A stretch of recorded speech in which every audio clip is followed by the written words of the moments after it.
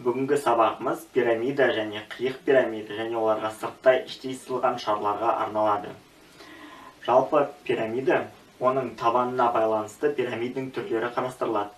Табаны дұрыс үшбұрышты десе, онда дұрыс үшбұрышты пирамида дегеніміз табаны тең қабырғалы үшбұрыш болатын пирамида. Дұрыс төртбұрышты десе, табаны квадрат болатын пирамида.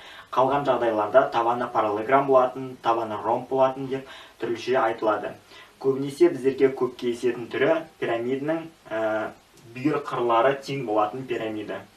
Бүгінгі сабағымызда соларды қарастырамыз. Жалпы пирамиданың түрлі өлшемі бар. Табанның ауданы ол табандағы көпбұрышқа байланысты. Егер де табаны үшбұрыш болатын болса, ол табанның екі қабырғасы мен олардың арасында жатқан бұрыштың синусының көбейтіндісінің жартысына тең. Немесе табаны мен оған түсірілген биіктіктің көбейтіндісінің жартысына тең. Немесе Герон формуласымен түрліше табуға болады. Бүйір бетінің ауданы ол табанның периметрі мен апофеманың көбейтіндісінің жартысына тең. Енді толық бетінің ауданы ол бүйір бетінің ауданы мен табанның ауданының қосындысына тең болады. Кез келген дененің көлемі ол табанның ауданы мен биіктіктің көбейтіндісіне тең десек, пирамида мен конустың көлемі оның 1/3 бөлігін береді. Себебі сол табаны мен бірдей параллелепипедтің ішіне пирамиданы салып, оған қандай да бір суды құйып, жаңағы призманың ішіне құятын болсаңыз, 1/3 бөлігі суға толатындықтан, ол призманың көлемінің 1/3 бөлігін береді. Сонда пирамиданың көлемі табанның ауданы мен биіктігінің көбейтіндісінің 1/3 бөлігін береді.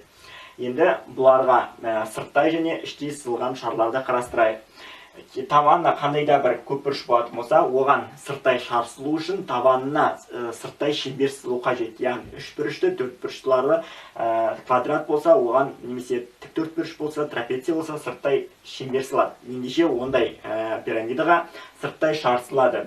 Сырттай сызылған шардың радиусы ол бүйір қырының квадраты мен табанның екі еселенген көбейтіндісінің қатынасына тең. Және бүйір қыры мен оның табанындағы бүйір қыры мен табанның сырттай сызылған іштей сызылған шеңбердің радиусы мен апофеманың арасында жатқан бұрыштың синусының қатынасының екі еселенген қатынасына тең. Яғни L бөлінген 2 синус альфа. Ал іштей сызылған шардың радиусы ол яғни табандағы көпбұрышқа іштей шеңбер сызылу қажет. Ондай жағдайда іштей шар сызылады. Сонда іштей сызылған шардың радиусы ол табанына іштей сызылған шеңбердің радиусы мен тангенс альфа бөлінген 2. Яғни табаны мен бүйір қыр арасындағы бұрыштың тангенсінің жарты бұрыштық мәніне тең.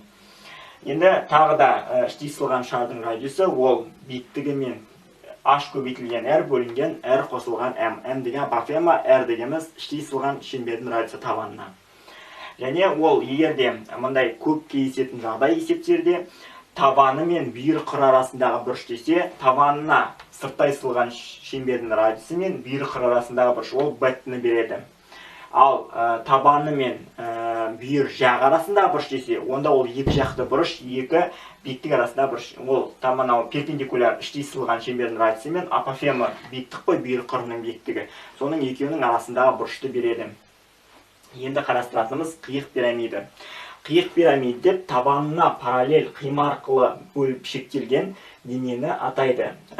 Қиық пирамиданың мындай теоремаларды қолданғаныңыз жөн.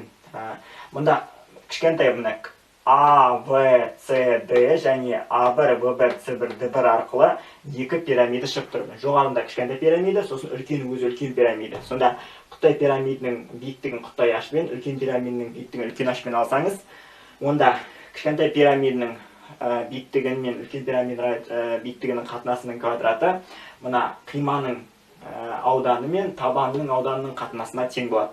Яғни де кішкентай пирамиданың биіктігі мен үлкен пирамиданың биіктігінің қатынасының кубы ол кішкентай пирамиданың көлемі мен үлкен пирамиданың көлемінің қатынасына тең болатындығын теореманы қарастыруыңызға болады. Және осының бүйір бетінің ауданы S1 дегеніміз жоғарғы табаны, S2 дегеніміз төменгі табаны. Немесе периметрлерінде солай қарастырасыңыз. Бүйір бетінің ауданы ол табандарының периметрлерінің қосындысымен олар апофема көбейтіндісінің жартысына тең. Және толық бетінің ауданы бүйір беті мен табандарының аудандарының қосындысына тең.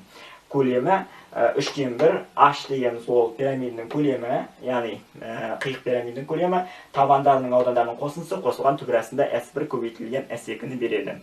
Ал қиық пирамидаға сырттай және іштей сызылған шарларға байланысты, егер де іштей шар сызылатын болса, онда сіз мына жердегі трапецияға іштей сызылған шардың тең бүйірлі трапецияға іштей сызылған шеңбердің радиусын аласыңыз. Онда тең бүйірлі трапецияға іштей сызылған шеңбердің радиусы ол міне іштей сызылған шеңбер тең бүйірлі трапеция.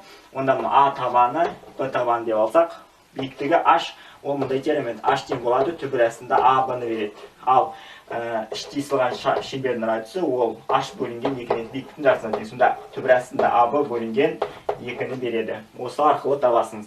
Ал сырттай сызылған шардың радиусы ол диагональдар арқылы жасалған осьтік қиманың сырттай сызылған шеңбердің радиусын береді. Яғни осьтік қима ол трапеция тағы да.